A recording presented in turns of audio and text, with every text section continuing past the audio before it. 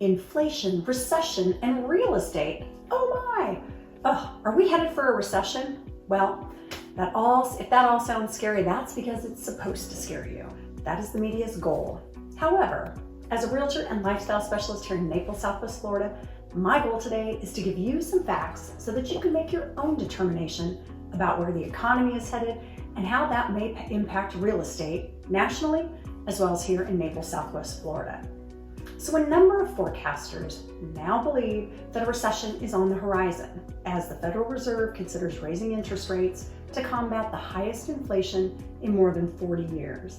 So it's important to note that this is kind of an unusual outlook when the economy is strong by so many current measures. So for example, employers have added nearly 6.5 million jobs in the past 12 months, and unemployment has actually fallen to just 3.6%.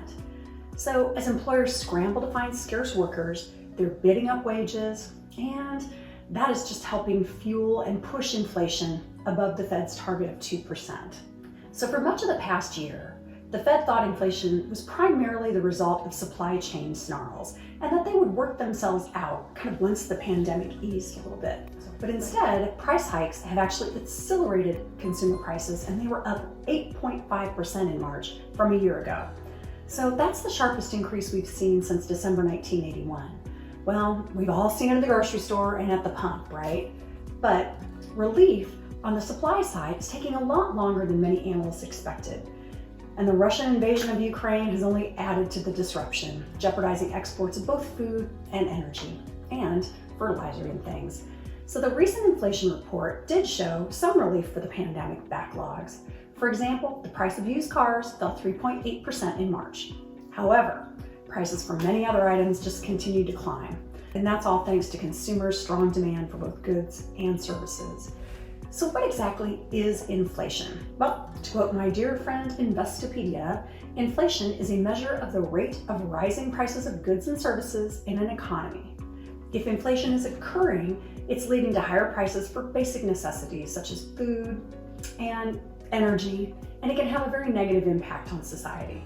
So it's pretty simple. It means that we can't afford things like food and gas, right? Especially when you're on a budget.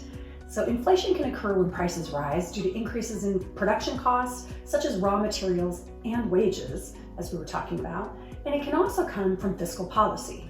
But it also comes from a surge in demand for products and services, which can cause inflations as consumers are willing to pay more for a product. And we've all seen that. We're watching it happen right now. Look at the real estate market, for example, and the consumer demand for homes, right? Multiple offers, bidding wars.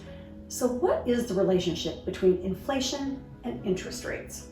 Well, again, according to my old buddy Investopedia, inflation and interest rates tend to move in the same direction because interest rates are the primary tool used by the Federal Reserve to manage inflation.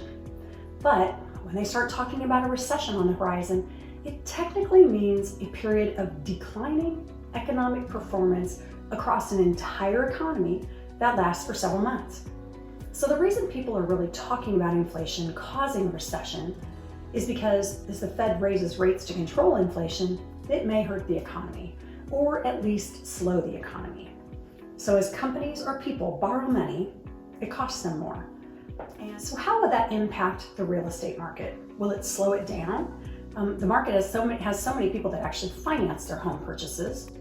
So let's take a look at this graph from Keeping Current Matters. So since the 1970s, the appreciation of homes has increased more than the rise of inflation. So when you look at 2021, inflation was 6.8%, while home values appreciated approximately 18%. But what other factors contribute to real estate prices remaining strong? Here's another great graph from the census, and this actually shows single-family home units completed as below the 50-year average for the past 14 straight years.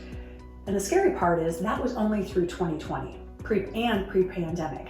So now, if you take into account the supply chain issues that we all know home builders are dealing with, they're much further behind on their completions, and they're also being very, very slow on new product releases.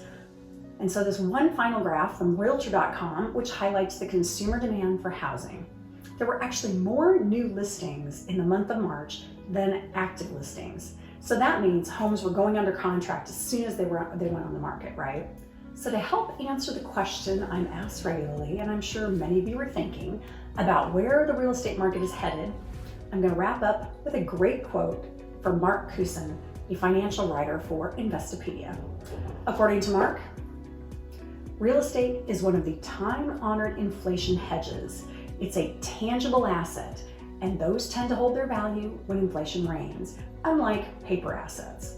So more specifically, as prices rise, so do property values.